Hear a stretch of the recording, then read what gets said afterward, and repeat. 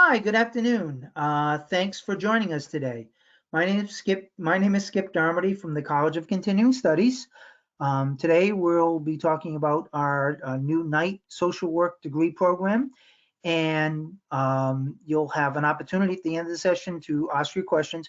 Right now your microphones are muted and they'll be muted throughout the presentation. At the end, we'll unmute them if you'd like to speak your question, but also if you look at your panel, you should see a tab that allows you to type in a question, or there's also a chat box. And if you want to do it that way, we'll happily answer questions from those means as well. So without further ado, I'd like to introduce our two presenters today. Dr. Beverly Lovett, a professor in the Bachelor of Social Work program and the BSW program coordinator, and Robin Ryan, the Associate Director of Admissions in the College of Continuation. And I will turn it over to Dr. Levitt to just introduce yourself and just say a few words. Sure. Hello, everyone. Yes, so my name is Beverly Lovett, and I'm a professor in the School of Social Work and have actually been with BSU for more than 20 years because I love the School of Social Work. And I am the BSW program coordinator, which means that I just sort of have my hands in a number of things that are connected to running the undergraduate program. BSU does offer a master's program as well, and that has its own separate coordinator. We also have a chair of the School of Social Work, and we have an associate dean. So that's sort of our administrative structure. And I'll just leave it at that, and then I can come back and say more about the program. And Robin, do you want to introduce yourself? Is that how we'll do this? Sure. Thank you, Dr. Levitt. My name is Robin Ryan. I am the Associate Director of Admissions, College of Continuing Studies. And for any of you who I hope after this presentation look to continue the process through admissions and on to enrolling into our bachelor's degree completion program for social work, I'm going to be the person that is going to assist you through that process right through enrollment, and I'm going to help you work very closely with Dr. Levitt and the staff in the social work department. I will be more than happy to answer any admissions questions again as we conclude this, and I will certainly make sure you all have my contact information so that you're all welcome to reach out at any time with questions or concerns. So I will now turn it back to Dr. Lovett, who is going to start us off and give us some background on the program itself. And before we do that, I'm sorry, I just wanted to mention we are recording the webinar. We don't identify our participants. Just want to make you aware because we will record it and post it on our website so people can learn more from this webinar. So for that, I will turn it over to Dr. Lovett. And sorry, I'm going to advance the screen. Here we go. Okay, great. Yeah, so as I was starting to say before, the School of Social Work offers an undergraduate program and a graduate program. The School of Social Work has been accredited since 1980, or the bachelor's program has been accredited since 1980, and about 15 years ago, our graduate program became accredited. It's important, I think, to know that we are fully accredited by the Council on Social Work Education. We also offer a minor in social welfare, and that can be of interest to students who feel that the field work, that component of our program, is something that doesn't work in their lives. And so if they're interested in social work, but they can't quite do the whole program, then I could help you think about how you could do an aspect of the program and still have a major in something else. All undergraduate programs that are accredited are what's considered generalist practice, which means that we do prepare our students to work with a range of populations in our region.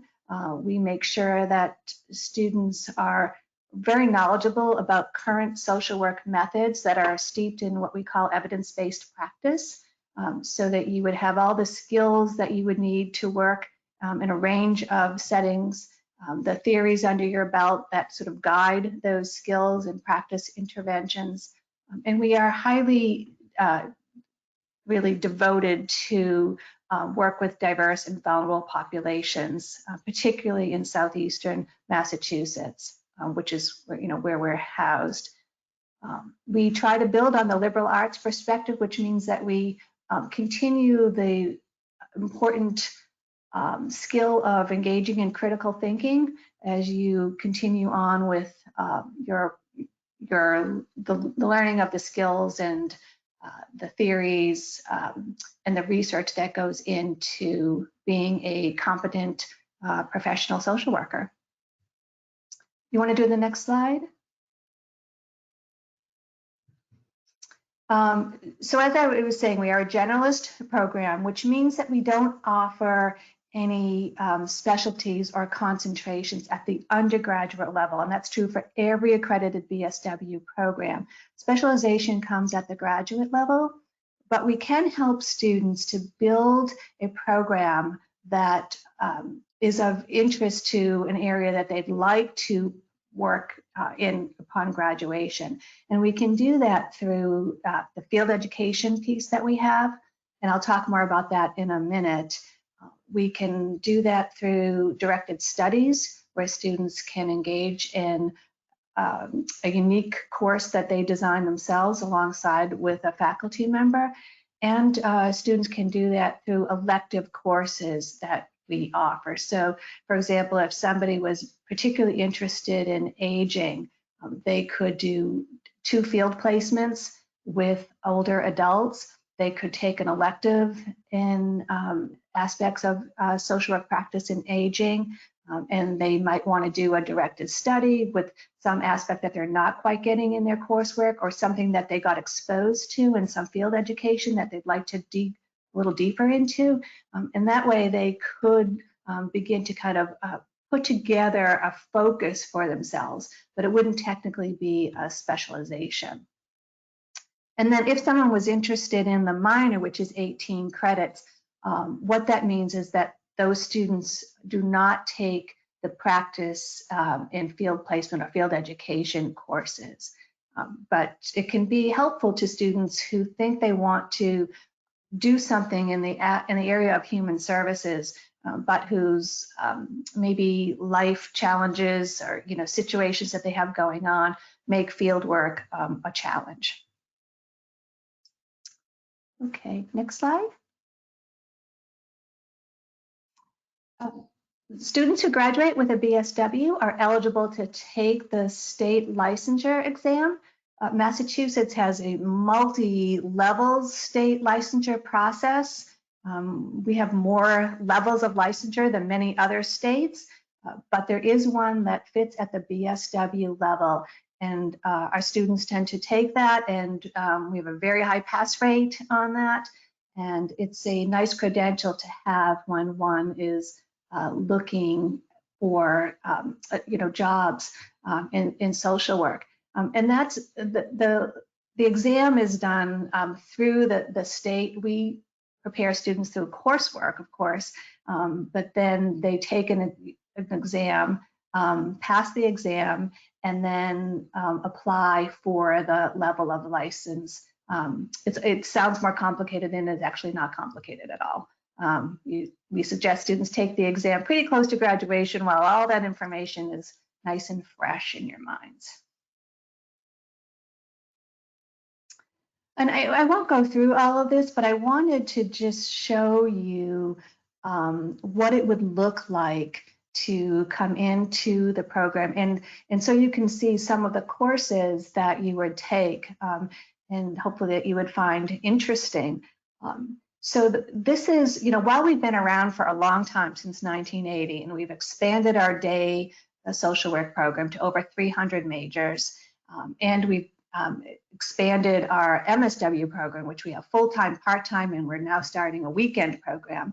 This is our first time offering an evening program in the undergraduate major. So the way it's going to, the way a student could complete it would be to come into the first semester in the fall and take a course called Human Behavior in the Social Environment, which is a kind of a theory course that helps students to get prepared for some of the practice courses that will follow. And a data analysis for social work course, which helps students to learn how to be really competent readers of peer-reviewed articles that we'll be using in all the coursework. We sometimes find that students want to read kind of the beginning and then they want to read the end, and they don't necessarily want to read how the data was understood and collected and the meaning that it has. So we use social work journal articles of current interest to help students learn the data analysis aspect of research. And then students would follow up, with the second theory course in human behavior in the social environment and with a research methods course in the spring. Then students would work into their practice courses beginning the second year, social welfare policy, because we know that practice interventions are based in policy, and we want students to really understand the broader picture of that. So we take our students to the State House and they engage in some policy advocacy and get to know those who represent them and talk to them about maybe upcoming bills and things that are important to the people in our communities and to the individuals and the families in our communities. We have another practice course, which is more at the macro level or working at the community level, and then students can pick any one of a number of social work electives.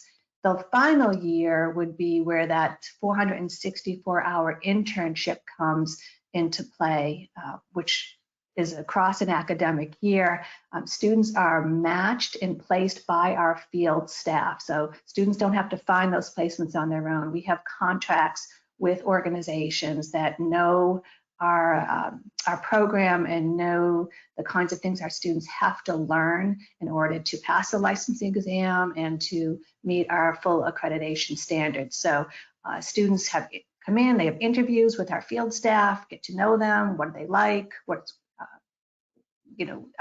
have they done before, what can they do that would be different, and they get matched in that process. And that happens well in advance. So right now, all our students know where they're going in September. Everything is set and done, and they can make that plan now, knowing where they're going to be and what hours they're going to be. And so they have plenty of notice for that.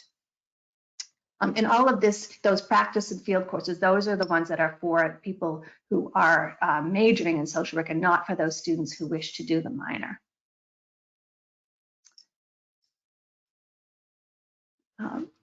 This plan assumes that students are coming in with some transfer credits, which is the introduction to social welfare, issues of diversity and oppression, introduction to psychology, introduction to sociology, and a human biology course. And we know that many students who have completed an associate's degree in human services, have this package. For students who don't, no worries, we'll figure out a way to help you and get you up to speed so that you can then move on to those other courses that I was just describing. One thing to know is there comes a point in the program where students actually submit an internal application to progress to field and practice courses. Because that means you're starting to leave campus and do some off-campus learning, that requires you to be very responsible and to really kind of take on a leadership role in the community. There are certain criteria that students have to meet to take that next step. And it means that certain prerequisite courses are completed. But it also means that students can demonstrate a Bridgewater GPA of 2.5 for their overall courses and a 2.8 or better in their social work courses. And if students are finding that is difficult, then it's a really good idea to start talking with your advisor or with me, soon to sort of know where you're going with that. All students have to earn at least C in their social work courses. And if they do not earn a C, then that course needs to be repeated. So and that we just feel is important if you're going to step off into an agency and work alongside other social workers in the work that they're doing, and get that mentoring and be ready to take on the role. The students should be ready to take on that role themselves very soon. And so the first internship is a 45-hour experience, and that's with the first course that follows the application process. The second year-long internship covers, it's 2 semesters, and that is 464 hours of internship and a class that meets for an hour and 15 minutes each week. That's a very small class, not more than 10 students, so that we can do some real kind of, small group kinds of discussions and conversations, some kind of mentoring, and just really help students be able to integrate their coursework into their field experience. And we find that small groups really help that along. And then there are other ways to get involved. If you come to the School of Social Work, we have a very active social work advisory group of students. And our students are of all ages. We have some traditional students who are younger and in their 20s, and we have students in their 30s and in their 40s and in their 50s and more. And our social work advisory group is made up of a whole range of students. And they help us with things related to curriculum. We meet with them, we run ideas by them, they bring feedback to us. They also do social things. They make t-shirts and sweatshirts and sell them and have pizza parties, and just it's a way to get to know other students who are like-minded, who share your interests, your values, and your career interests as well. We have a social work honor society, Phi Alpha. We have a School of Social Work Racial Justice Council that is made up of students and faculty, and we're a very active group. And then we have other activities throughout a year. It's been a little different because of COVID, and hasn't everything been different. But assuming we get back to normal soon, we do like to have other events through the year that bring our students together, as we really do like to feel like we're a community. We do a lot of things with alum come back and talk with our students. We do panels to help students as they're thinking about careers that they might want to have, and just a whole range of things. So we're pretty busy, we're pretty active, and it's all good. And I'll be able to answer questions after too if you type them in. We'll move over to Robin. Thank you, Beverly. Skip, you all set? Yep, go ahead, Okay. Robin, take it away. So again, I'd like to welcome you and thank you for joining us. I'm just going to give you a quick kind of idea of what continuing studies is all about, and then I'll walk you through some of the key points of the admissions process, and then we will turn it back over to you folks to ask your questions or raise any concerns that you might have about taking next steps. So our continuing studies programs at Bridgewater are really designed for busy working adults, parents. Perhaps you are a elder caregiver. Maybe you were you have been in school prior. Maybe you've been in a couple of times and just it was never the right time to finish. Most of our students tend to be around the age of 33, and the majority of our students are considered part-time, just based on their schedules and their life. But that pretty much gives you a broad definition of what a continuing studies student looks like. It probably looks much like yourself, which is why you have joined us this afternoon.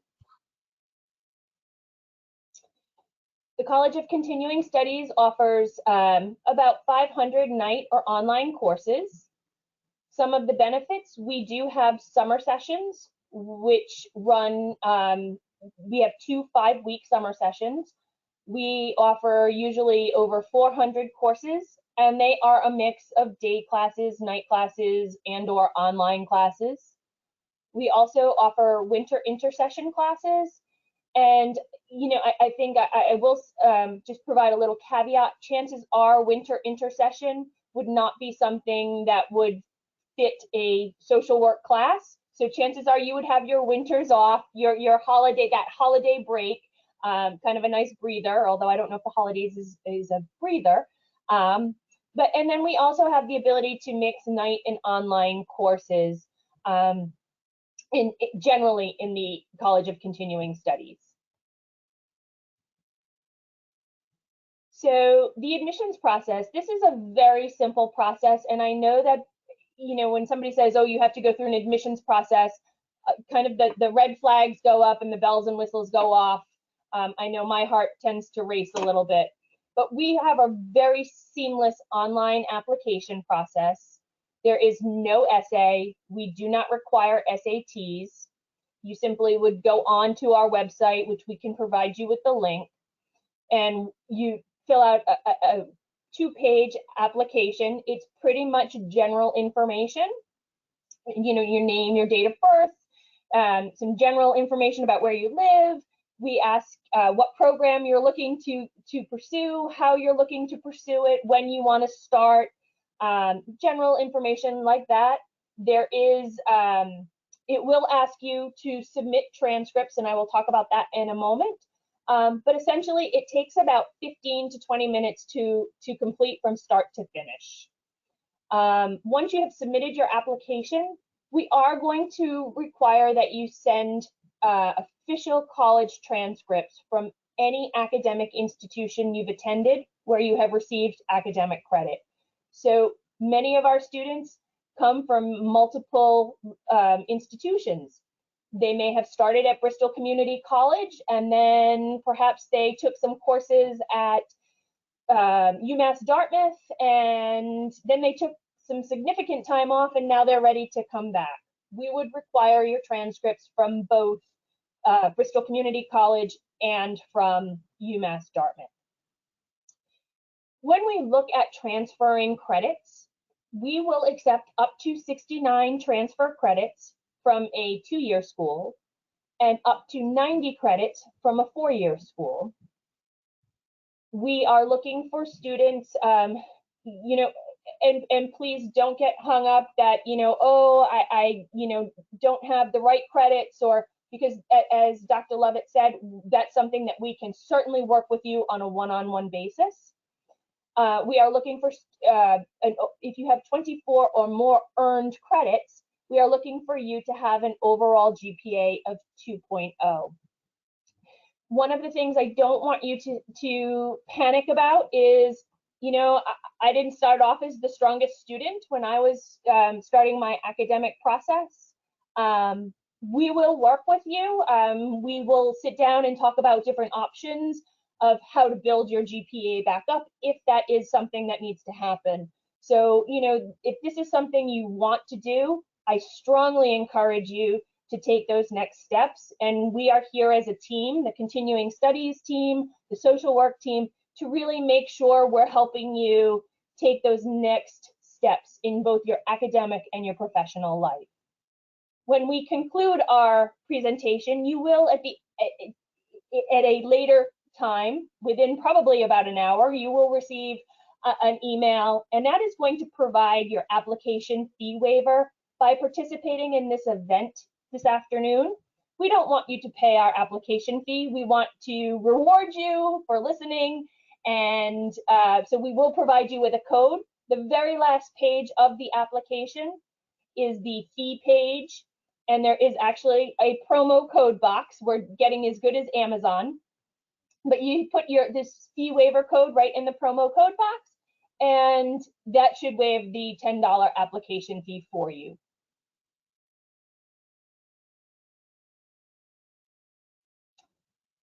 So obviously, this is a major concern when students are deciding to return to school is, what is it going to cost me? How am I going to finance my education? So much has happened over the last year. These are very important critical questions. I will tell you, we strongly encourage all students to apply for financial aid. One of the misconceptions or the misnomers of financial aid is that if you apply, it will affect your credit. I can assure you that by simply applying for financial aid will not negatively impact your credit. So we do strongly encourage you to see what's available for you. You are required to carry a minimum of 6 credits in order to utilize financial aid. 6 credits in the College of Continuing Studies is considered part-time.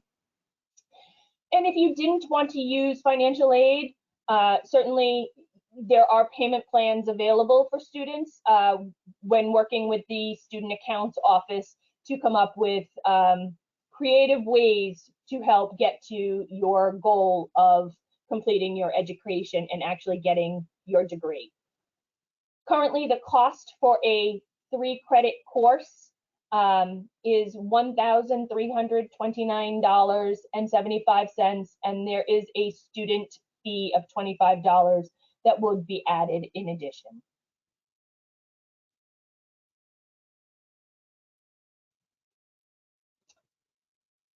This last slide is, my basic contact information. If you have admissions questions, if you need help going through the process, if there is something specific that I can try to help with, if you want to talk about your specific transfer situation, I strongly encourage you to reach out. I'm more than happy to take time that's on your schedule to chat with you, to figure out where you're at, and how to help you get to where you want to be.